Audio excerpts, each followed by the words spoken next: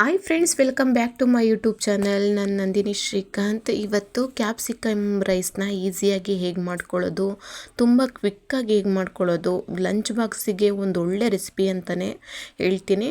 ಇದನ್ನು ತುಂಬ ಈಸಿಯಾಗಿ ಮಾಡ್ಕೋಬೋದು. ರಾತ್ರಿ ಮಿಕ್ಕಿರೋ ಅನ್ನದೆಲ್ಲರೂ ಮಾಡ್ಕೋಬೋದು ಅಥವಾ ಬಿಸಿ ಅನ್ನದೆಲ್ಲರೂ ಮಾಡ್ಕೋಬೋದು. ಇದನ್ನು ತುಂಬ ಟೇಸ್ಟ್ ಅಂತೂ ಚೆನ್ನಾಗಿರುತ್ತೆ, ಹೇಳೋಕ್ಕೆ ಆಗಲ್ಲ, ಅಷ್ಟು ಚೆನ್ನಾಗಿರುತ್ತೆ. ನೀವು ಕೂಡ ಒಮ್ಮೆ ಟ್ರೈ ಮಾಡಿ. ಬನ್ನಿ ಹೇಗೆ ಮಾಡೋದು ಅಂತ ನೋಡ್ಕೊಳ್ಳೋಣ. ಮೊದಲಿಗೆ ನಾನು ಒಂದು ಬಾಣಲಿಯನ್ನು ಇಟ್ಕೊಂಡಿದ್ದೀನಿ. ಒಂದು 2 ಟೇಬಲ್ ಸ್ಪೂನ್ ಎಣ್ಣೆನ ಹಾಕ್ಕೊಳ್ತಾ ಇದ್ದೀನಿ.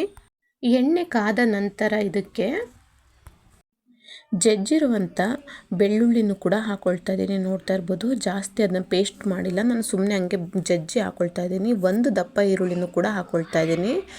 ಒಂದೆರಡು ಕರ್ಬೇವಿನ ಸೊಪ್ಪನ್ನು ಕೂಡ ಹಾಕ್ಕೊಂಡಿದ್ದೀನಿ.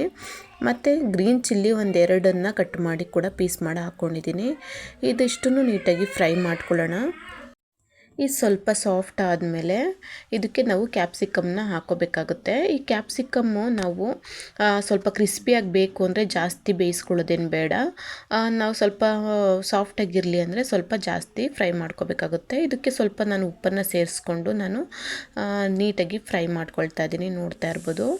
ಈಗ ನಾನು ಇದಕ್ಕೆ ಕಟ್ ಮಾಡ್ಕೊಂಡಿರುವಂಥ ಒಂದು ಟೊಮೊಟೊನು ಕೂಡ ಹಾಕ್ಕೊಳ್ತಾ ಇದ್ದೀನಿ. ಇಷ್ಟ ಇದ್ದವರು ಹಾಕ್ಕೋಬೋದು, ಇಲ್ಲಾಂದರೆ ಹುಣಸೆ ಹುಳಿಯನ್ನು ಕೂಡ ಯೂಸ್ ಮಾಡ್ಕೋಬೋದು. ಇದಕ್ಕೆ ಚೆನ್ನಾಗಿರುತ್ತೆ.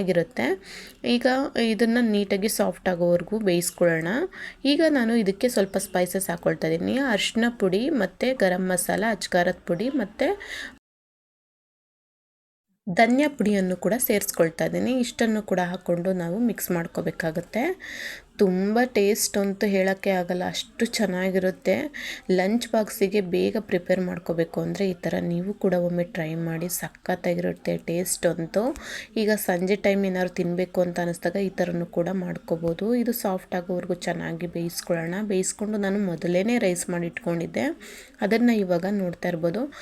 ರಾತ್ರಿ ಅನ್ನಕ್ಕಾರು ಮಾಡ್ಕೋಬೋದು, ಇಲ್ಲ ಬೆಳಗ್ಗೆ ಬಿಸಿ ಅನ್ನ ಮಾಡ್ಕೊಂಡಾರೋ ಹಾಕ್ಕೋಬೋದು. ಇದಕ್ಕೆ ಚೆನ್ನಾಗಿರುತ್ತೆ.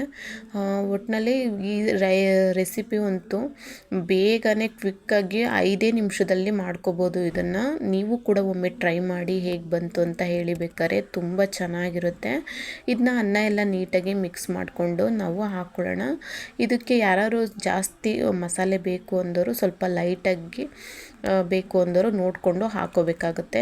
ಇಷ್ಟಕ್ಕೆ ನಾನು ಇದನ್ನು ಮಾಡ್ಕೊಂಡಿದ್ದೀನಿ. ಲಾಸ್ಟಿಗೆ ಸ್ವಲ್ಪ ಕೊತ್ತಂಬರಿನ ಸೇರಿಸ್ಕೊಂಡು ಮತ್ತೆ ಮಿಕ್ಸ್ ಮಾಡ್ಕೊಳ್ತಾ ಇದ್ದೀನಿ. ತುಂಬ ಚೆನ್ನಾಗಿರುತ್ತೆ. ಲಂಚ್ ಬಾಕ್ಸಿಗೆ ಒಂದು ಒಳ್ಳೆ ರೆಸಿಪಿ ಅಂತ ಅಂದ್ರೇ ಇದನ್ನು ಆರಾಮ್ಸೆ ಮಾಡ್ಕೋಬೋದು. ನೀವು ಕೂಡ ಒಮ್ಮೆ ಟ್ರೈ ಮಾಡಿ, ತುಂಬ ಸೂಪರಾಗಿರುತ್ತೆ. ಟೇಸ್ಟ್ ಅಂತೂ ಅಷ್ಟು ಚೆನ್ನಾಗಿರುತ್ತೆ. ಒಮ್ಮೆ ಟ್ರೈ ಮಾಡಿ. ವಿಡಿಯೋ ನೋಡಿದ್ದಕ್ಕಾಗಿ ಧನ್ಯವಾದಗಳು.